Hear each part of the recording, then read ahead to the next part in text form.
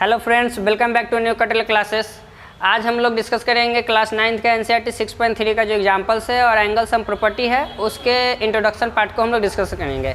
Concept को पूरे clear करने के लिए आप वीडियो को लास्ट तक देखें और मेरे चैनल को लाइक और सब्सक्राइब जरूर करें। चलिए आते हैं टॉपिक पर। आइए फ्रेंड्स, हम देखते हैं यहाँ पर थ्योरम नंबर 6.7। ट्रायंगल का जो थ्योरम है 6.7, इसमें क्या बोला गया कि the sum of the angles of a triangle is 180 degree. Sum of the angles of a triangle is 180 degree. मतलब ट्रायंगल का जो सम होता है, ट्रायंगल में जितने भी एंगल्स होते हैं उनका अगर सम करते तो कितना डिग्री आएगा? 180 डिग्री। कैसे आता है इसे हमें आज डिस्कस करना है। तो मान लीजिए कि एक कोई ट्रायंगल है, यहाँ पर एक ट्रायंगल है, यह हो गया A B C, angle 1, angle 2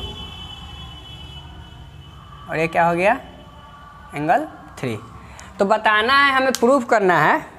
first point क्या है?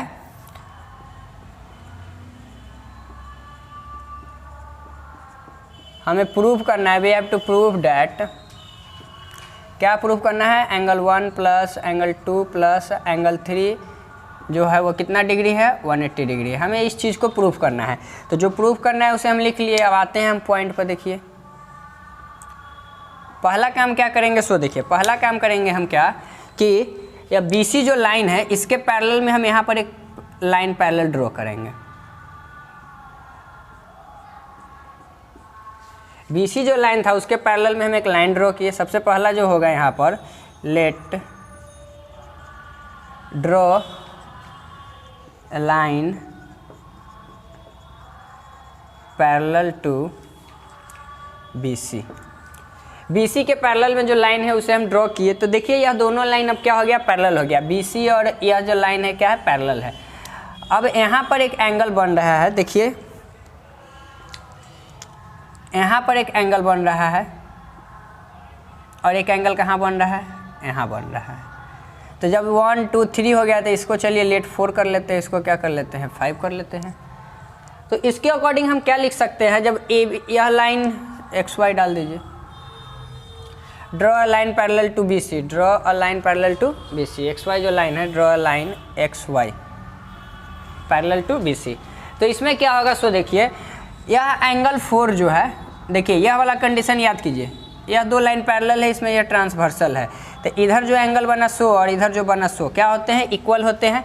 तो सेम कंडीशन देखिएगा तो यह लाइन पैरेलल है। इसको अगर ऐसे ऐसे करके देखते हैं तो देखिए पैरेलल लाइन है और इसके बीच में ट्रांसवर्सल है। मतलब एंगल 4 जो है किससे बराबर हो जाएगा? तो यहाँ हम क्या लिखेंगे? जब पैरेलल है तो क्या लिख सकते हैं कि एंगल 4 जो है एंगल 2 के बराबर है। एंगल 4 जो है एंगल 2 के बराबर है। सेम कंडीशन अगर हम, ये पैरेलल लाइन है, इसमें ट्रांसवर्सल है, ट्रांसवर्सल है तो यहाँ वाला एंगल जो होगा 100 और यह वाला एंगल होगा 100 बराबर होगा। देखिए यह वाला एंगल, यह वाला एंगल।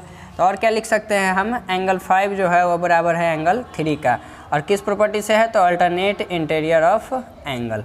यह भी कौन सा प्रॉपर्टी से है? तो अल्टरनेट इंटीरियर ऑफ एंगल से। अब देखिए यहाँ पर क्या कंडीशन हो रहा है। अगर आप ध्यान से देखिएगा तो XY एक स्ट्रेट लाइन है, यह स्ट्रेट लाइन है और इस पर का जो एंगल है, ये तीनों एंगल, देखिए तीनों एंगल मिलकर एक जो होगा स्ट्रेट लाइन का एंगल बनाएगा। और जब स्ट्रेट लाइन का एंगल होता है तो उसका जो सम होता है 180 डिग्री होता है। यह पिछला क्लास में डिस्कस भी करा चुके हैं।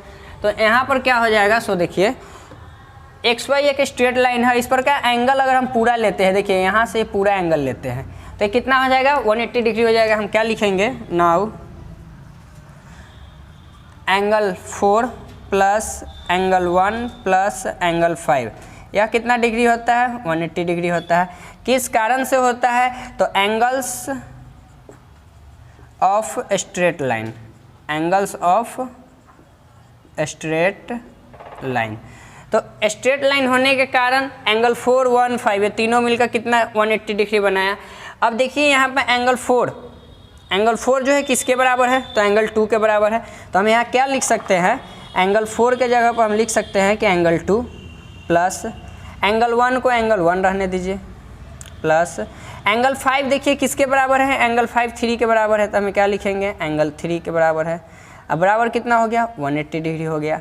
और जो जो चीज़ यहाँ पर लिखे हैं वो लिख दीजिए। देयरफॉर एंगल 4 जो है वह किसके बराबर था, एंगल 2 के बराबर था। और क्या था, एंड क्या था, एंगल 5 जो है किसका बराबर था, एंगल 5 जो था एंगल 2 के बराबर था। इसके कारण हम यहाँ पर 4 की जगह 2 रखे हैं और 5 की जगह 3 रखे हैं। तो हमें क्या प्रूव करना था, एंगल 1 + 2 + 3 180 डिग्री। तो देखिए क्या आ गया, एंगल 1 + 2 + 3 180 डिग्री, हमें ये प्रूव करना था। तो अब आगे हम क्या लिखेंगे, सो देखिए हम आगे लिखेंगे यहाँ पर लिखेंगे hence we can say that angle 1 + angle 2 + angle 3 जो है कितना डिग्री हो गया, 180 डिग्री हो गया। हमें यही प्रूव करके लाना था, जो कि हम प्रूव करके ला चुके हैं। ये हमारा एंगल सम प्रॉपर्टी था किसका, ट्रायंगल का। आप इसे एक अच्छे तरीके से नोट करें। आइए सेकंड नंबर इसका 6.8 का जो थ्योरम है वो देखते हैं। 6.8 नंबर थ्योरम में क्या बोला गया, if A side of triangle is produced, अगर हम किसी ट्रायंगल के साइड को प्रोड्यूस करते हैं, then the interior angle so formed is equal to the sum of other two, sorry exterior angle, यहाँ पर जो है ये एक्सटीरियर एंगल है, exterior angle so formed is equal to the sum of other two interior opposite angles. मतलब क्या हुआ, सो देखिए ऐसे यहाँ फिगर में देखिए क्या है,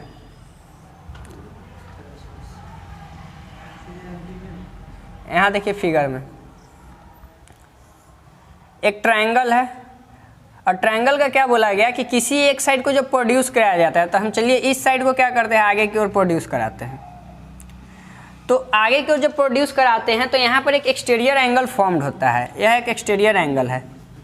तो इस एक्सटीरियर एंगल के बारे में बताया गया कि यह जो एक्सटीरियर एंगल है किसके बराबर हो रहा है, is equal to the sum of other two interior, यह जो है angle other two interior angle के सम के बराबर हो रहा है। तो अदर टू एंगल कौन हो जाएगा इसका, तो इसका अदर टू एंगल एक यह एंगल होगा और एक यह एंगल हो जाएगा। इन दोनों के सम के बराबर जो है कौन सा एंगल है, यह एक्सटीरियर एंगल फॉर्म हो रहा है। तो चलिए हम क्या करते हैं, एंगल 1 2 और यहाँ पर कौन सा एंगल बन रहा है, 3 बन रहा है। यह कौन सा एंगल कर सकते हैं हम, एंगल 4। तो हमें प्रूव क्या करना है, हमें प्रूव करना है, सो देखिए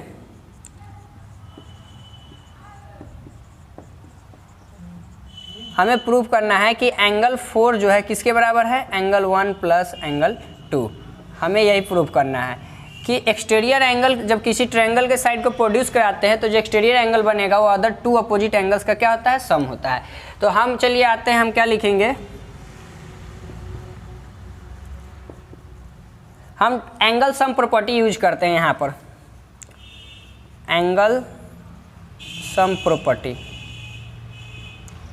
angle sum property of triangle क्या होता है, इसे फर्स्ट वाले थ्योरम में 6.7 में प्रूव किए थे कि ऑल एंगल्स का जब सम करते हैं ट्रायंगल में तो 180 डिग्री होता है। इंटीरियर एंगल मतलब ट्रायंगल का जो इंटीरियर एंगल है उसका सम 180 डिग्री। तो यहाँ क्या हो जाएगा, एंगल 1 + एंगल 2 + एंगल 3 इक्वल टू 180 डिग्री। यह हमने 6.7 थ्योरम में प्रूव किया था। यहाँ पर लिख सकते हैं फ्रॉम 6.7, यह ऐसा हम लिख सकते हैं। अब दूसरा चीज़ अगर आप देखिएगा तो देखिए यहाँ पर यह स्ट्रेट लाइन और इस पर क्या एंगल 180 डिग्री। तो यहाँ पर क्या है, देखिए स्ट्रेट लाइन है, यह स्ट्रेट लाइन, और इस पर जो यह एंगल बन रहा है कितना डिग्री बनेगा, 180 डिग्री बनेगा। तो हम क्या लिख सकते हैं आगे कंडीशन, देखिए इसको इक्वेशन 1 कर दीजिए। आगे क्या है कि एंगल 3 + एंगल 4 इन दोनों का सम कितना होता है, 180 डिग्री होता है। किस प्रॉपर्टी से, तो linear pair of angle, linear pair of angle. इसको इक्वेशन 2 कर दीजिए। इक्वेशन 1 और 2 को जब हम देखिए यहाँ पर क्या लिखेंगे, फ्रॉम इक्वेशन 1 एंड 2।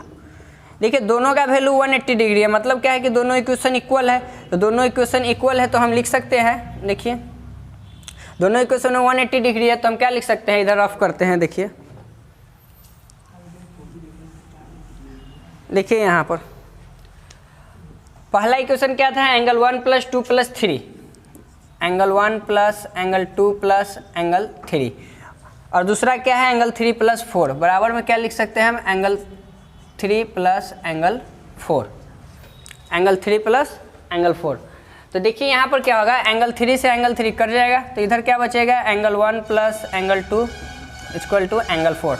हमें यही प्रूव करना था कि एंगल 4 जो है वह एंगल 1 और एंगल 2 के बराबर है, जो कि हमारा प्रूव होके आ चुका है कि एंगल 4 का वैल्यू जो होगा एंगल 1 और 2 का होगा।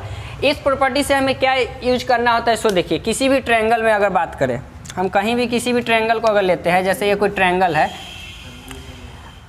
अगर हम कोई साइड को प्रोड्यूस कर देते हैं, देखिए अगर हम इस साइड को प्रोड्यूस करते हैं तो यहाँ जो एंगल बनेगा सो, यहाँ जो एंगल बनेगा सो, इस एंगल को छोड़ के इसके बाद बाकी वाले जो 2 एंगल है इसके सम के बराबर होगा।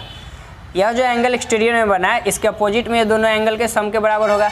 अगर हम यहाँ पर एंगल बना देंगे, यह एक्सटीरियर एंगल है, तो यह किसके बराबर हो जाएगा, तो देखिए अपोजिट साइड, तो इस एंगल को छोड़कर यह एंगल और यह एंगल इन दोनों के सम के ये बराबर होता है। तो इस प्रॉपर्टी से हमको यही जानकारी लेना था, जो कि प्रूव हो चुका है। चलिए फ्रेंड्स, जो थ्योरम था 6.7 और 6.8 उसके बारे में हमने कंसेप्ट जो भी था वो क्लियर करा चुके हैं। अब जो आगे का एक्सरसाइज है 6.3 उसके लिए हम अगली वीडियो में आपसे मिलेंगे, और आपको बताना चाहेंगे कि हमारे चैनल को लाइक और सब्सक्राइब जरूर कीजिएगा। आप जितना हमें सपोर्ट कीजिएगा उतना हमें क्या होता है, वो अंदर से खुशी मिलता है। चलिए आज के लिए इतना ही रखते हैं, धन्यवाद।